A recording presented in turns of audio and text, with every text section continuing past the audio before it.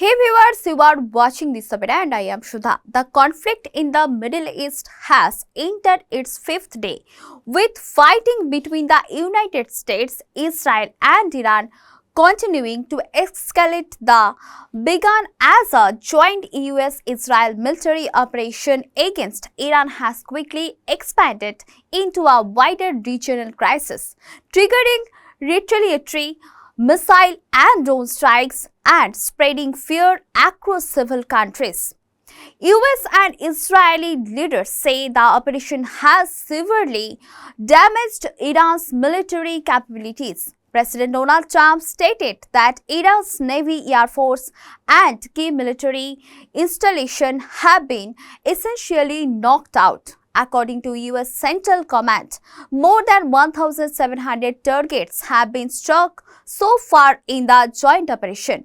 However, Iran continues to launch missiles and drones towards Israel and American assets across the Middle East. Gulf nations including Kuwait, the United Arab Emirates and the Saudi Arabia have intercepted hundreds of incoming projectiles in recent days.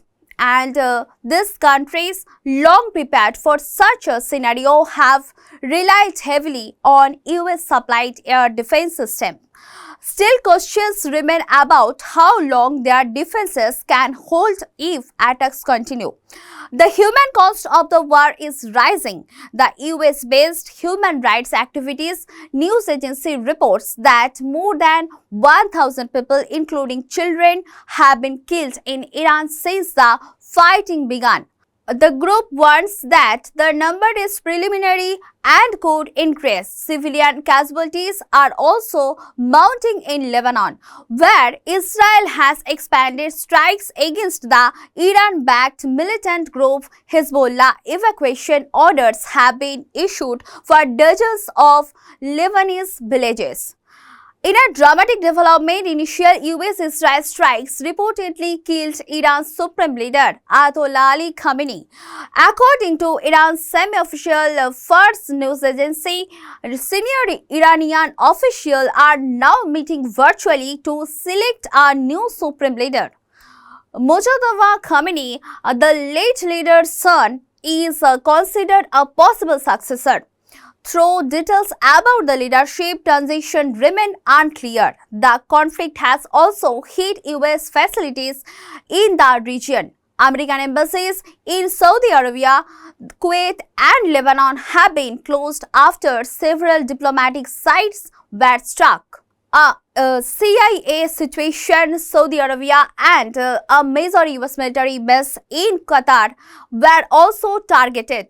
Non-emergency US government personnel in multiple Middle Eastern countries have been ordered to leave. Beyond the battlefield, the war is disrupting daily life and the global economy. Much of the region's airspace remains closed, with thousands of flights cancelled. Tourists and expatriates are struggling to find a way out as evacuation efforts continue.